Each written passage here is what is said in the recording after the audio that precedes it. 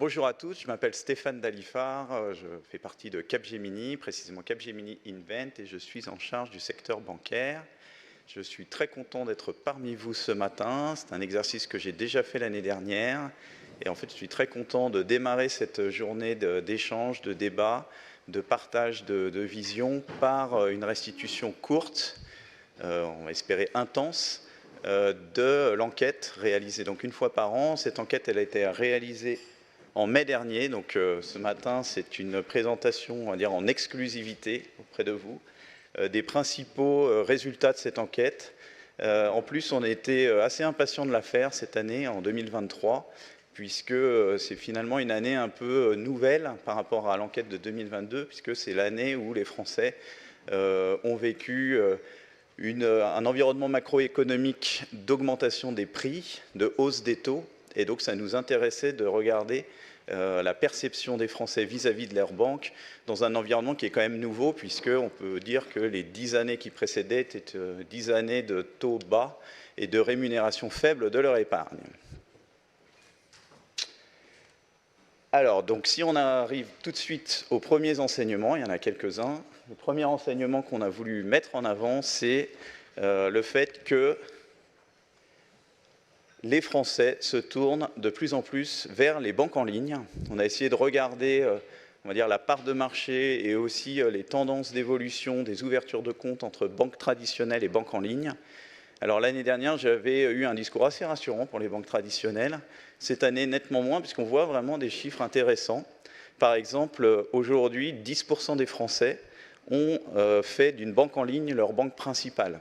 Alors, vous pouvez me dire, ça veut dire que 90% des Français ont encore une banque traditionnelle comme banque principale.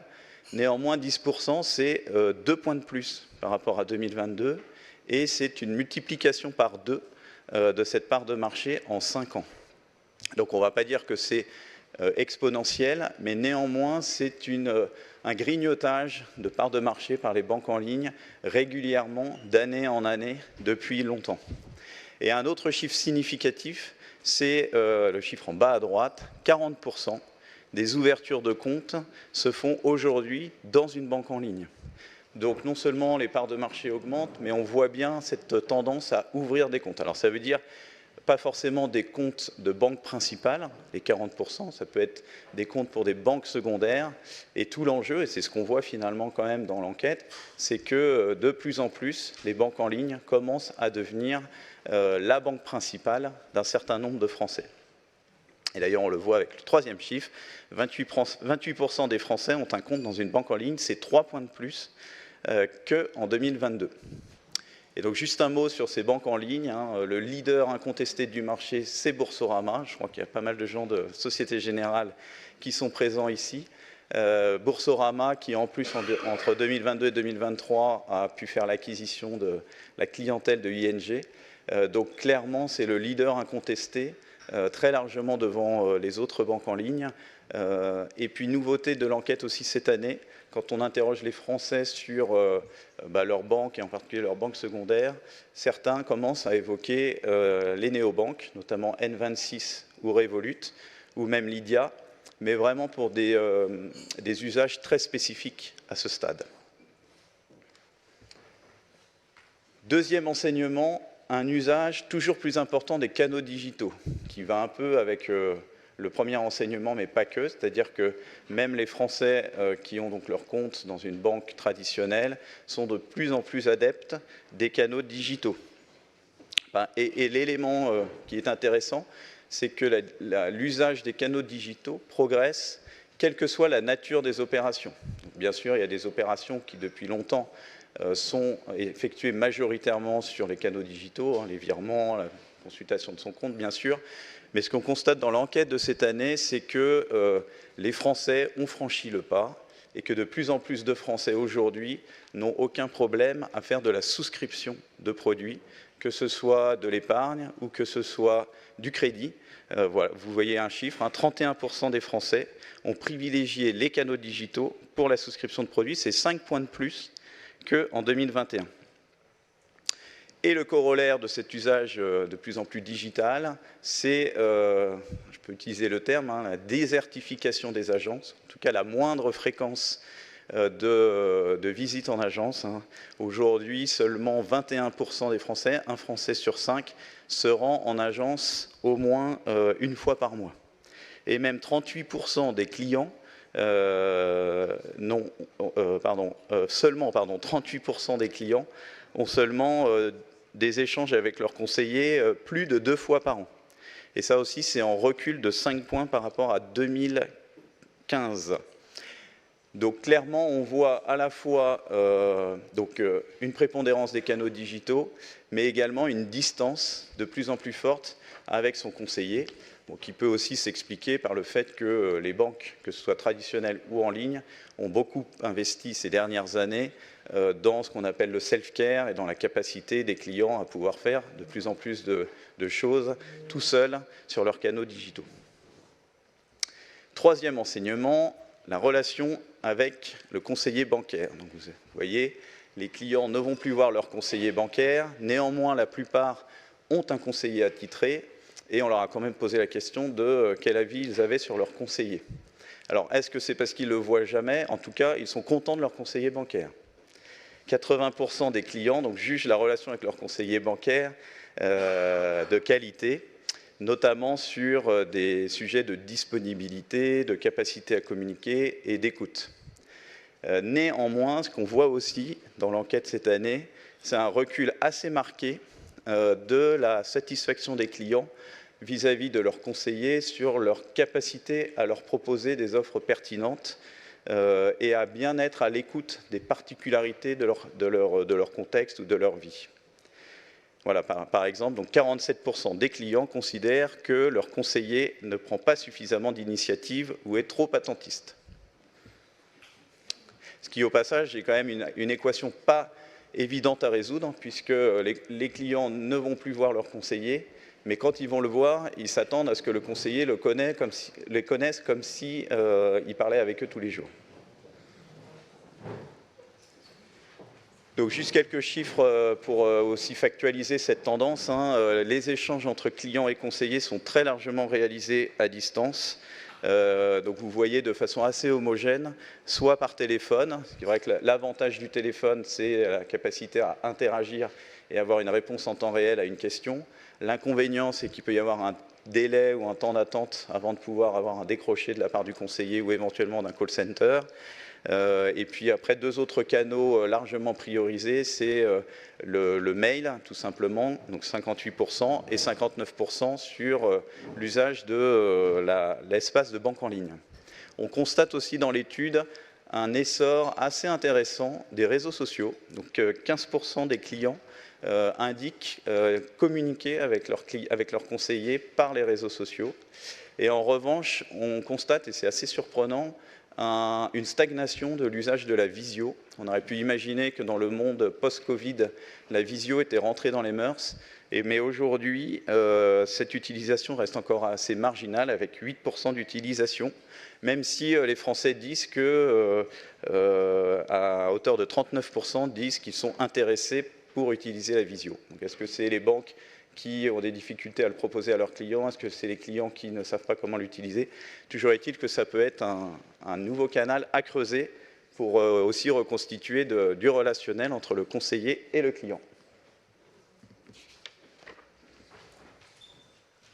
Et enfin, donc, pour terminer sur ces aspects un peu relation client-conseiller, ce qui est intéressant aussi, c'est que les Français expriment une attente à des sollicitations plus fréquentes, à condition bien sûr qu'elles soient pertinentes. Alors, on travaille, nous, pour les banques, on sait qu'il y a une certaine quand même frilosité de la part des banques à utiliser et exploiter toutes les données qu'ils connaissent sur leurs clients. C'est vrai que ce sont des données en général très personnelles. Vous avez une image de tiers de confiance qui pourrait être écornée si vous utilisez à mauvais escient ces données. Toujours est-il qu'en contrepartie, et on le voit comme avant, les clients se rendent de moins en moins en agence et ont des contacts assez distants avec leurs conseillers. Savoir exploiter ces données, savoir aider le conseiller à exprimer le bon avis, le bon conseil au bon moment, est quand même une voie à aller creuser. Et enfin, autre volet qui est nouveau cette année, on a souhaité poser quelques questions sur les sujets de fraude Et en fait, c'est extrêmement intéressant. Donc, on ne peut pas regarder, puisqu'on ne posait pas les questions les précédentes années, donc on ne peut pas regarder la tendance ou l'évolution par rapport aux précédentes années, mais il y a quelques chiffres éloquents. Un tiers des Français qui ont été interrogés dans l'enquête disent avoir déjà été victimes de fraude sur leur compte bancaire. Donc 33%, un Français sur trois, ça paraît, pour moi, ça paraît assez énorme. On va dire que la bonne nouvelle, c'est que la plupart disent que la banque les aide à la fois en prévention. Au cours des 12 derniers mois, 32% des Français ont reçu des informations sur la sécurité sur Internet. Et dans un certain nombre de cas, la fraude a été détectée suffisamment tôt. 28% des Français ont été alertés d'une fraude potentielle. Et enfin, sur ce volet fraude, je voulais mettre en avant un autre élément de l'enquête qui est assez, moi je dirais, à la fois surprenant, c'est qu'on a aussi posé la question aux Français de savoir si eux-mêmes avaient falsifié des documents pour obtenir plus facilement un crédit ou ouvrir un compte. Et vous voyez le chiffre en bas à droite, 20% des Français ont déjà falsifié des documents. Donc la fraude, c'est à la fois la fraude extérieure, on peut parler d'escrocs, etc., mais aussi méfiez-vous de vos clients. Alors je vous disais en introduction, on est en 2023, on est maintenant dans une période qui, depuis 18 mois, est une période de forte remontée des taux. Donc dans l'enquête cette année, on a posé des questions aussi sur les attentes des Français vis-à-vis de la maîtrise des frais bancaires. Donc là aussi, les résultats sont assez éloquents. La première chose, c'est que les Français, la motivation des Français pour changer de banque, c'est d'abord une motivation économique. Donc souvent, vous pouvez vous dire, le moment où on arrive à faire changer un Français de banque, c'est le moment où il va souscrire un crédit immobilier, par exemple, ou alors il va ouvrir un compte secondaire dans une banque qui, si on prend Revolut, qui permet d'éviter les taux de change à l'étranger. La réalité, c'est que en cette année, on va dire, où les Français cherchent en tout cas à maintenir leur pouvoir d'achat et peuvent avoir des difficultés économiques, les motivations, et vraiment les trois premières citées de façon très majoritaire, c'est avant tout des motivations de réduction des frais. Et ce qui est paradoxal et aussi intéressant, c'est que à la fois, donc les Français aimeraient que leur banque ne leur coûte pas trop cher, mais en même temps, ils ont la perception que les tarifs de leur banque ont fortement progressé sur l'année écoulée. Qui peut d'ailleurs, si on fait l'écho avec le début, expliquer l'essor des banques en ligne sur l'année écoulée, qui en général et traditionnellement sont moins chères, ou en tout cas cette perception un peu plus de low cost. Donc 41% des Français considèrent que les tarifs bancaires ont fortement augmenté entre 2022 et 2023, et c'est même 11 points de plus si on ne considère que les foyers qui ont des revenus supérieurs à 4 500 €. En contrepartie, néanmoins, les Français se disent aussi majoritairement intéressés par les offres que les banques peuvent leur faire, qui leur permettraient de maintenir leur niveau de vie ou de réduire leurs frais, que ce soit par exemple les programmes de cashback. Je sais qu'il y a pas mal de banques qui ont relancé, rénové leurs programmes de cashback, ou par exemple des solutions de réallocation automatique d'épargne sur tel ou tel compte, ou pourquoi pas, c'est des services qui existent, des services d'aide à des fournisseurs alternatifs, par exemple d'énergie, qui permettraient de réduire les abonnements. Donc voilà pour la partie frais, mais traditionnellement, depuis quelques années, on pose des questions aussi sur les Français, aux Français, sur leurs attentes au-delà des services bancaires proprement dits. D'autant plus que on vous accompagne et on sait que les banques travaillent assez fortement sur des univers, on va dire, élargis, et on en parlera largement dans la journée, qui vont au-delà de la pure activité bancaire. Donc l'enquête cette année est intéressante. On constate une appétence, donc toujours une appétence, hein, c'était déjà le cas l'année dernière. Vous voyez que les Français trouvent légitime, par exemple, que les banques puissent proposer tout un ensemble de services. Alors vous voyez par ordre d'importance autour de l'immobilier. qui aille bien au-delà du simple financement immobilier. Autour, alors ça c'est une nouvelle suggestion qu'on a testée cette année et qui remporte des suffrages, donc globalement autour de la sécurité, que ce soit des stockages sécurisés des documents, l'identité numérique, donc c'est vraiment un sujet à creuser. Troisième élément, le décès, et quatrième, c'est l'automobile, ce qui est assez intéressant puisqu'on voit beaucoup de mouvements ces derniers temps dans le secteur bancaire, de rapprochement avec les sociétés de leasing ou parfois avec les constructeurs automobiles, et beaucoup de questionnements autour de la capacité à proposer des services sur la mobilité au sens large. Donc les Français disent, oui, je trouve ma banque légitime pour me proposer ces services-là, mais avec un suffrage moins élevé que l'année dernière, avec un recul de moins 5 à moins 10 points en fonction des thématiques. Et donc l'interprétation qu'on peut en faire, c'est peut-être que les Français se disent, en cette période-là, encore une fois, de hausse des prix, on attend quand même de la banque qu'elle se concentre d'abord sur ses frais et sur ce qui va me permettre de gagner de l'argent, même si je peux être intéressé par des services additionnels. Et puis, traditionnellement, on pose des questions sur les engagements RSE des banques. Et là, ça bouge peu par rapport à l'année dernière. Et l'élément le plus probant qu'on voit, c'est que les Français n'ont pas d'opinion. Les Français se sentent assez peu concernés par les engagements RSE des banques. Vous voyez, 40% des Français en moyenne, là, il y a plusieurs thématiques à droite, mais 40% des Français en moyenne n'ont pas d'opinion quant à l'engagement environnemental et sociétal de leur banque. Et après, si on creuse un petit peu plus, là où ils ont des opinions, et elles sont en général favorables, c'est beaucoup dans la capacité des banques à aider le territoire, dans son ancrage local, dans le développement de l'économie locale. Et en revanche, les Français sont peu au fait des services que proposent les banques en lien avec les sujets environnementaux. C'est la dernière ligne qu'on voit là. Par exemple, toutes les calculettes de bilan carbone liées à vos achats, des propositions de services d'aide à la rénovation, et pourtant c'est quand même un sujet extrêmement d'actualité, ou les placements verts. On voit que les Français soit n'ont pas d'opinion, soit ont l'impression que leur banque ne leur propose rien. Voilà, alors j'ai fait synthétique court. L'enquête, elle fait beaucoup plus de pages, elle a beaucoup plus de chiffres. Comme l'a dit Stéphane, elle sera disponible sur le site d'Inbank d'ici quelques jours en téléchargement.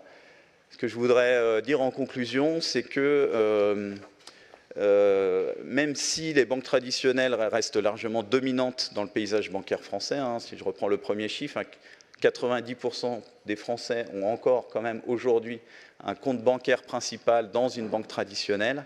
Eh bien, alors on le dit tous les ans, mais je pense que cette année c'est encore plus valable, les banques en ligne ont des atouts à faire valoir et voient leur essor s'accélérer, avec notamment deux raisons. L'une qui est conjoncturelle, c'est, comme je l'ai dit, cette période de hausse des prix et le fait que les Français recherchent, entre guillemets, du low cost, mais aussi une raison beaucoup plus structurelle qui est liée au fait que les Français se sont largement adaptés aujourd'hui au digital, à la distance, et que ce soit d'ailleurs une banque traditionnelle ou une banque en ligne, on peut se poser la question demain du rôle de l'agence, peut-être même, alors c'est peut-être après-demain du rôle du conseiller, mais en tout cas du rôle de l'agence.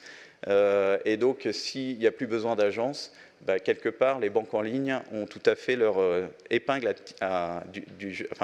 peuvent tirer leur épingle du jeu. Voilà. Après, les points forts des banques traditionnelles, il ne faut pas les sous-estimer, notamment sur l'ancrage local, le soutien à l'économie et, comme je l'ai dit tout à l'heure et qu'on voyait un peu sur le cas de la fraude, vraiment une image très forte de tiers de confiance. Et en fait, ces atouts-là peuvent être aussi des pouvoirs de légitimité forts pour continuer vos expérimentations sur les services extra-bancaires. Comme il y a une trentaine d'années, la banque s'est développée fortement sur l'assurance et aujourd'hui, ce n'est plus un sujet. Et donc, on se reparlera peut-être dans 30 ans pour dire que c'est tout à fait naturel qu'une banque puisse vendre en ligne des voitures, par exemple. Voilà, merci à vous et je crois...